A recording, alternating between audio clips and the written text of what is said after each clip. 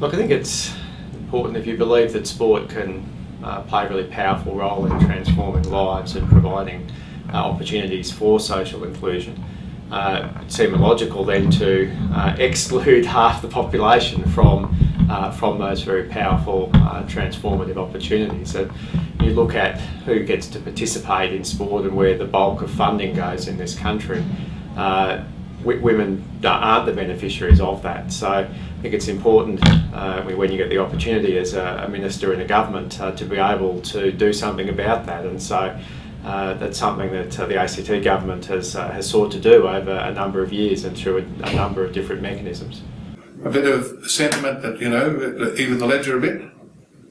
But it's more than that from a strictly corporate point of view. 52% of the population is women. And most decisions in consumer matters are made by women. You wouldn't know this from seeing where the sponsorship dollars went for sport, would you?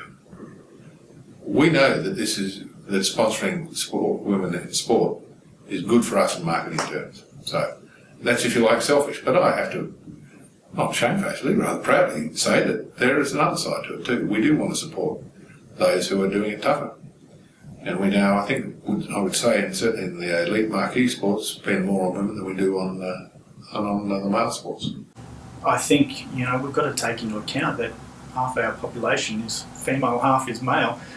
We've always operated by these traditional standards as that, sport is a male bastion, and I don't think that is actually the case. I think there's just as much engagement. It's just traditionally, I guess, the way that the media have covered sport is what's directed that. Well, in sporting parlance, success is winning. Kicking goals, scoring runs, doing your best to basically get the trophy and the medals at the end. That's the ultimate success. But for me, success is also about making sure that we stay within budget. For example, if we're talking in pure sort of administration terms, staying within budget, making sure that people have an environment to participate and enjoy the game in a safe and friendly way. So you minimise the risk involved for spectators as well as players. Clearly, success is in the feedback that you get from spectators and the players and the coaching staff, and they want to come back. They've enjoyed the experience, whether it's attending the game or participating for one match or a whole season, and they want to come back. They want more. That to me suggests that people are happy with what's happening, and that we've been successful in delivering the product, whether it's a game or whether it's a whole season. For Canberra United, our success is obviously measured on the fact that we won a league and we've been in semi-finals. I've kept within budget. I've attracted sponsors. We've had great media coverage. We've got great government support. So that collaboration of all the parties is very, very important. And we work very hard to ensure that is successful and that we have them come back. They want to continue to put in an investment and they want to be involved. Look, I think we've got great media exposure here in Canberra. We've got wonderful support from local government. We've got great connections and support from major companies in town, the business sector, but they need to grow. They're the cornerstones and foundations of us becoming professional, but we certainly need to grow in all those areas. And we're in a situation where I'm a full-time coach / many other things. We've obviously got Lauren Jackson here as a full-time professional athlete, and a few of our other players are semi-professional but earning money playing basketball. So still a long way to go, but I think we've made a fair bit of progress over the last 10 years, and certainly before my time there was some great foundation work done. What I think is it shows something very good about Canberra, that the business community and the broader community here have got behind women's sport. Hey, why shouldn't we love our men's teams, and the Brumbies and the Raiders and all the others who do well? They're terrific. Why shouldn't we have the same feeling of emotion and commitment and support for the women who are just champions of what they do? And, it's going to take a bit of time. Women's soccer is relatively recent in terms of, substantial sport. they'll get better in skills and talent and coaching and all the other things, just as it's taken men's soccer in this, I'm going to call it soccer, in this country quite a long while to develop a skill level where the A-League is now, in this year in particular, suddenly seen as a credible league, internationally. So all these things take time, effort, money, marketing skills, and persistence, and that's what we hope to give. Persistence, consistency, people know they can rely on us. Look, I think there's a number of factors. The policy settings the government has in place helps. Very strong support from the media, from business, and from equally our sports administrators. So there's a very strong recognition of the importance of participation, and a strong participation base feeds into successful elite teams. And provided there are the appropriate support mechanisms in place from sports at a territory level, we are seeing that translate into fantastic results for our women's teams in national leagues. I think also success has been important, and early success. Canberrans love a winner in sport too, and so there's no doubt that at certain important points during the progression of a number of these teams, their success in winning championships has certainly spurred on greater community interest, which in turn has led to greater interest from sponsors and of course attracted media attention.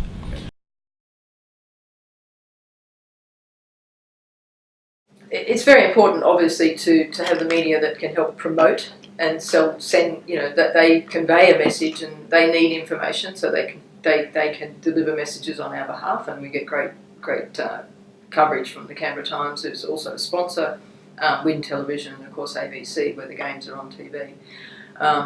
The sponsors are involved, on a weekly basis when we have our games. We have a function for them, talking to them, finding out what they're into, what they're interested in, etc.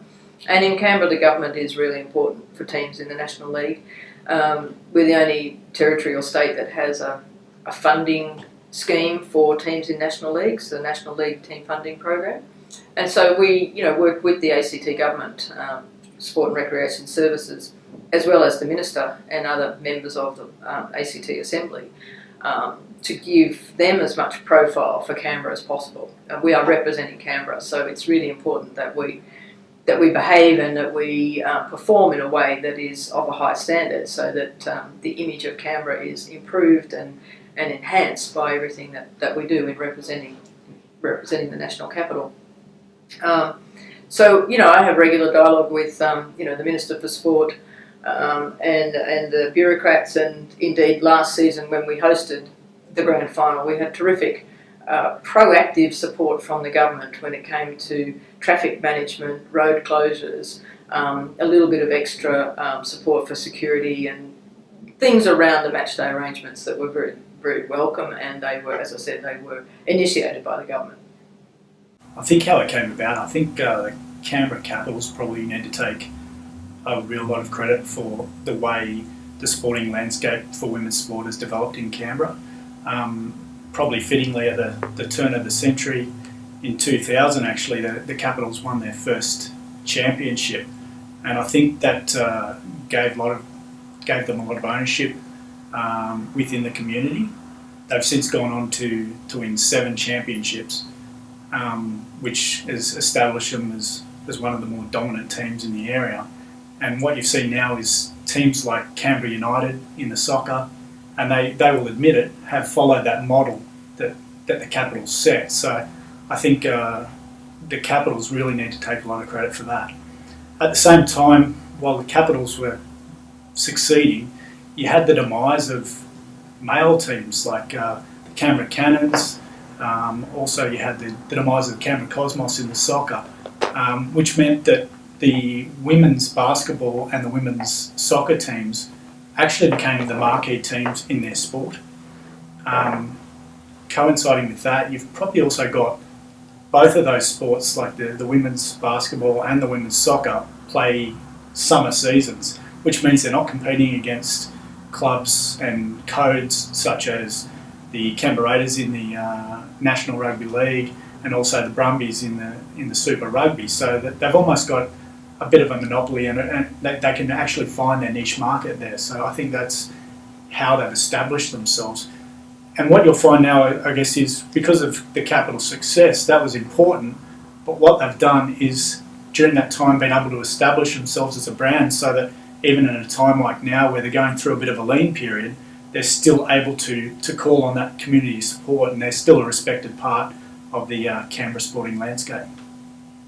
Well, I think it's been, it's partly about having a vision, and then I guess, for want of a better word, spruiking that vision. And I think early on that certainly wasn't a conscious thing. It was just, and still is, something that I believe in, and believe in passionately, and that I'd like to see that, as I said earlier, other women have the opportunities to do what I've been fortunate enough to do, and more, and similarly with the athletes. So look, I think it's having a vision, stating the vision, and then going about achieving it. And I think when I first came to Canberra, a good 12 years ago, and quite naively said, we wanted to build a dynasty here.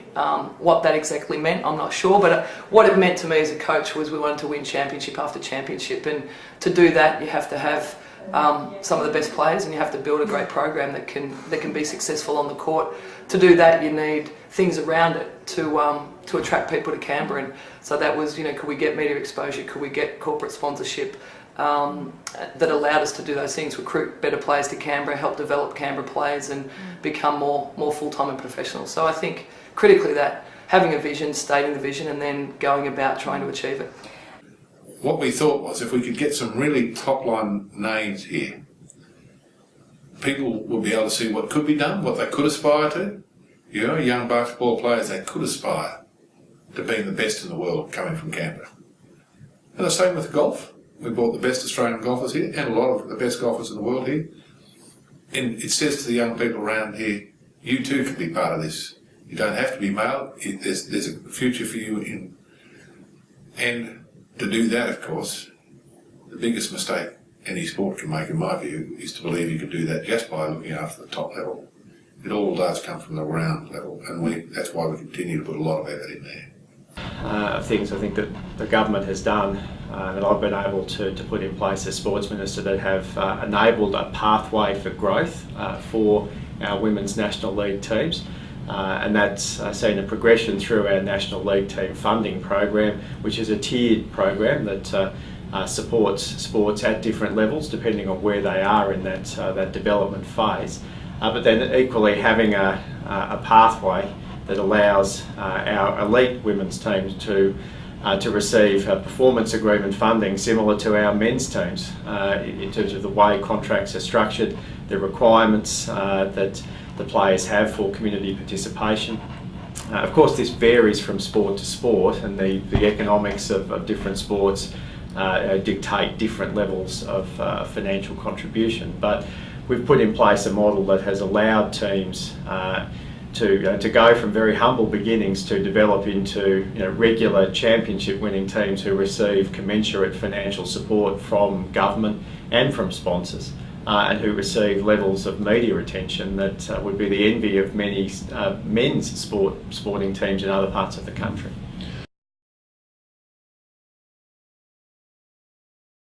I'm very proud of the way that the newspaper has been able to cover those events. Traditionally, a lot of women's sport may have struggled to actually even make the back page of newspapers historically. But what we've seen now is that events like that, Canberra United, the soccer, Canberra Capitals in the basketball, winning championships is actually now front page news in its community like Canberra.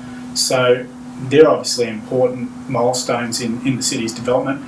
But I think the stories I'm most proud about are those ones that actually challenge maybe gender inequity.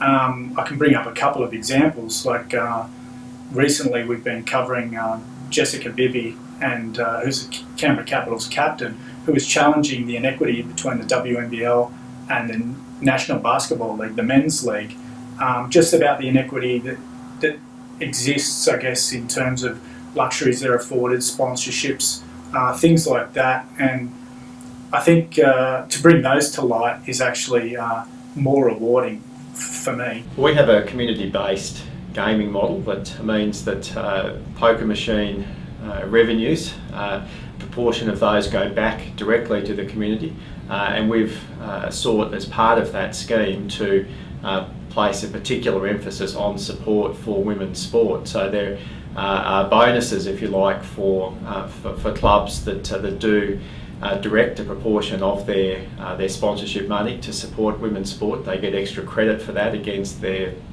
community contribution requirements. And I think that has been an important policy setting that has provided the impetus, at least in the early years, for some clubs who perhaps wouldn't have considered supporting women's sport to do so. And as a result, together with success on the field, has meant now, I think, that a lot of the clubs will choose to support a women's team ahead of their male equivalent. We now put more into women's sport.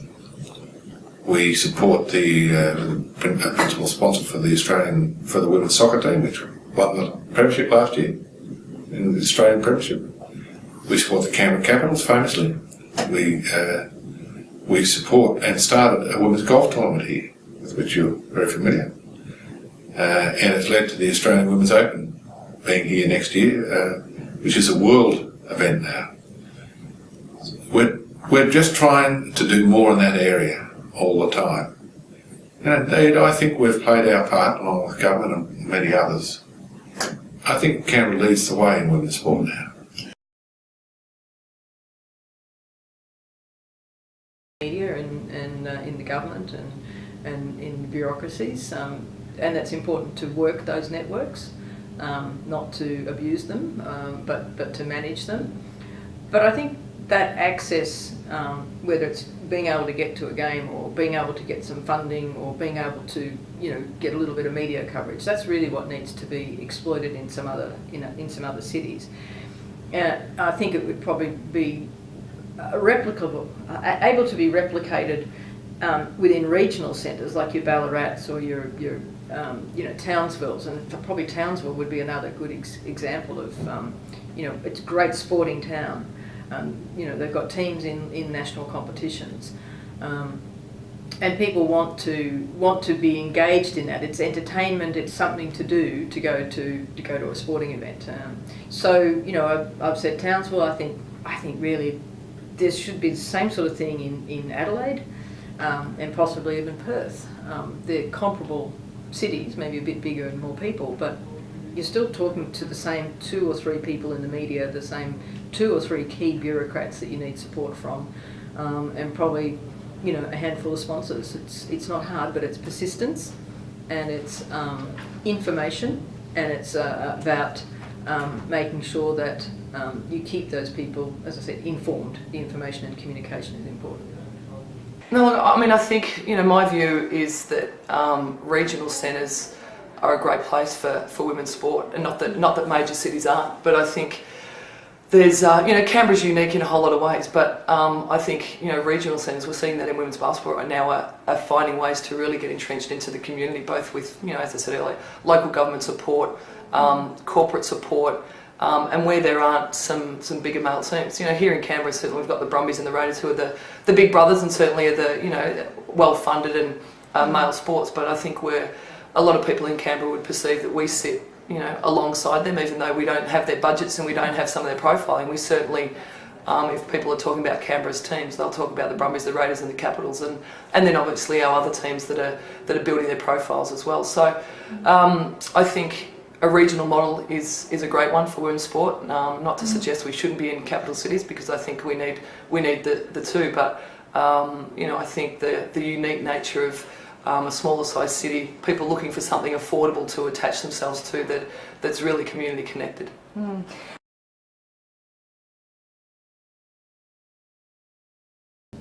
I think it's a lot of hard work and a lot of persistence, particularly when it comes to the media, and that's about building relationships with the media and letting them know constantly what's going on and what's happening.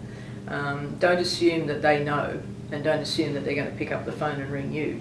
It's really important to be persistent and to pester and to cajole and say, I've got a great story, this is my story, and let's hear it, and then maintain some sort of momentum with your stories as well.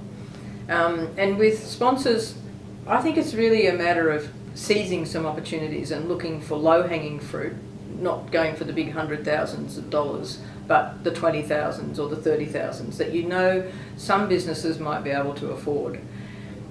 And the businesses need to be pretty much those that the owners can make a quick decision.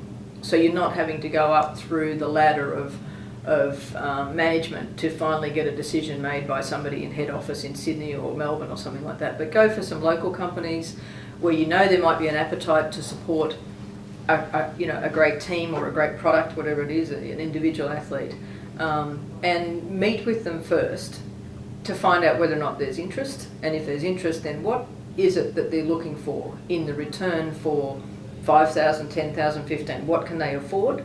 And what are they looking for with that return? And when you understand that, you can then frame a proposal around the capacity for them to deliver something that would support the athlete or the team.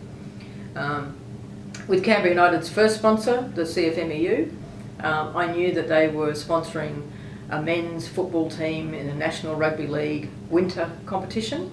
And so my pitch to the CFMEU was to balance that by supporting a women's team in a national league, which was a different kind of football, but in the summer.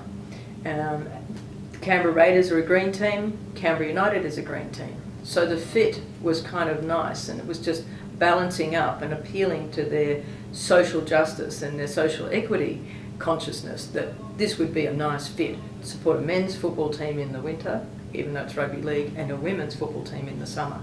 And then that draws in people to the businesses that the CFMEU owns, including the Tradies Club at Dixon. Aside from sheer enjoyment and pleasure of supporting excellence, from a commercial point of view, our customers are mostly women. They see our support for this, it attracts us them to us, it gives us credibility with them, further credibility with them. I think so many businesses are run by men, they forget that for a very large part of our economy, women make the decisions about what's bought, not men. And that while women do love male sports as well, it adds to your credibility as a business to be seen to be supporting women's sport. At least that's the way we see it. And so far, it seems to be working very well for us.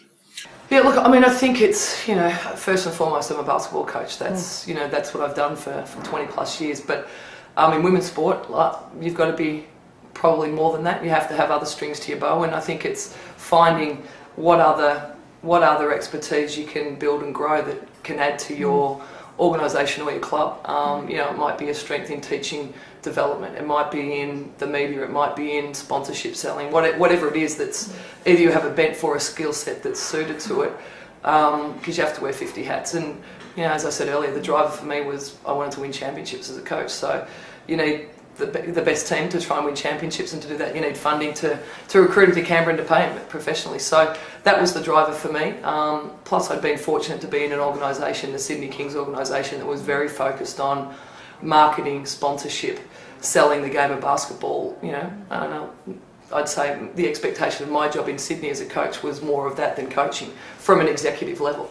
But they were great lessons for me as a basketball coach. That at a young age I was forced to learn skills that I didn't have. I've got a sports science degree. I didn't study media or marketing or selling sponsorship. But having said that, I think coaching has a sales element to it. It has an engagement of people element to it.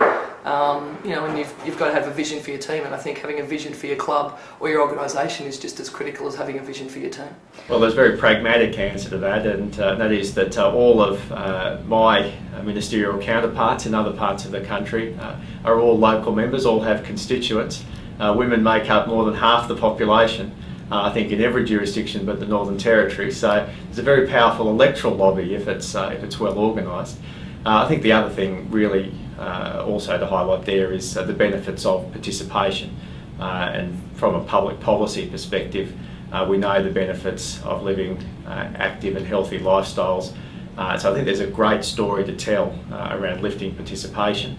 And I think once you deal with a broad and engaged community in terms of participation in sport and recreation, and you have the right pathways in place for elite athletes to emerge from that broad participation base, then you've got in place a system that will, in time, allow for elite women's teams to be tremendously successful on national and international stages.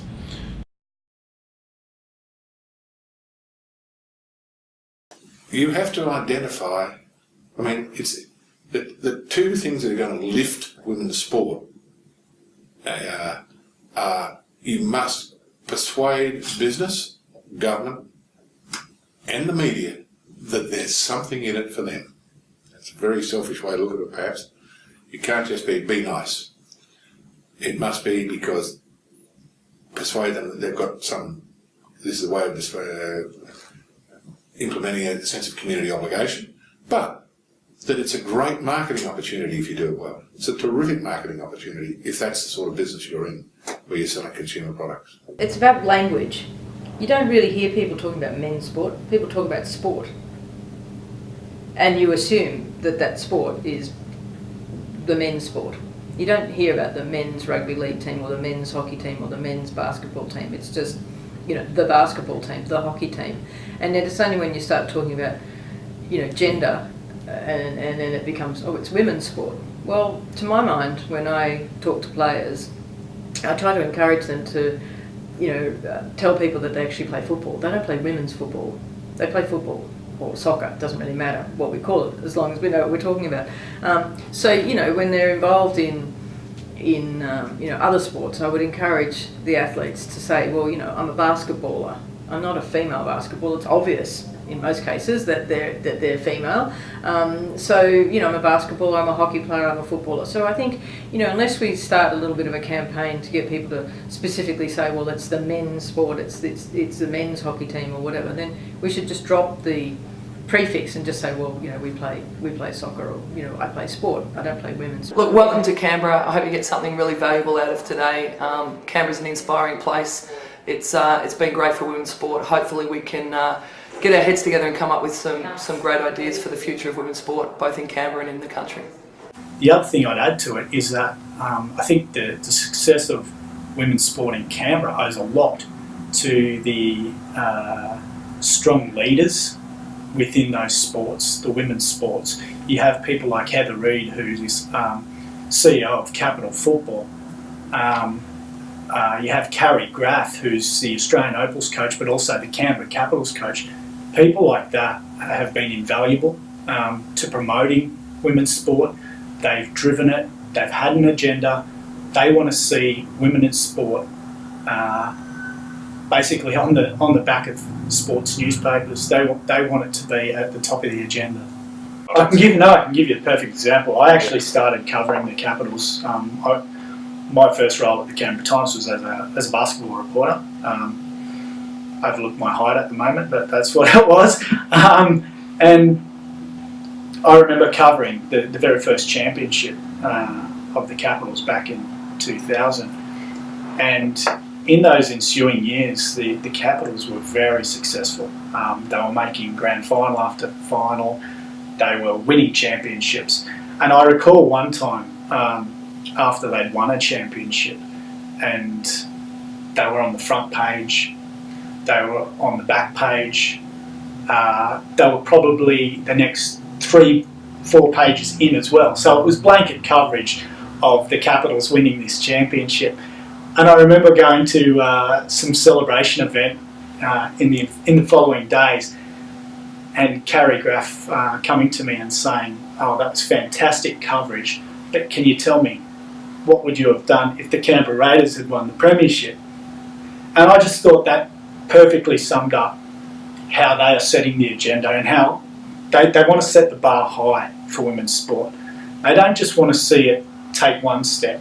They want to see it succeed and become the equal in media coverage.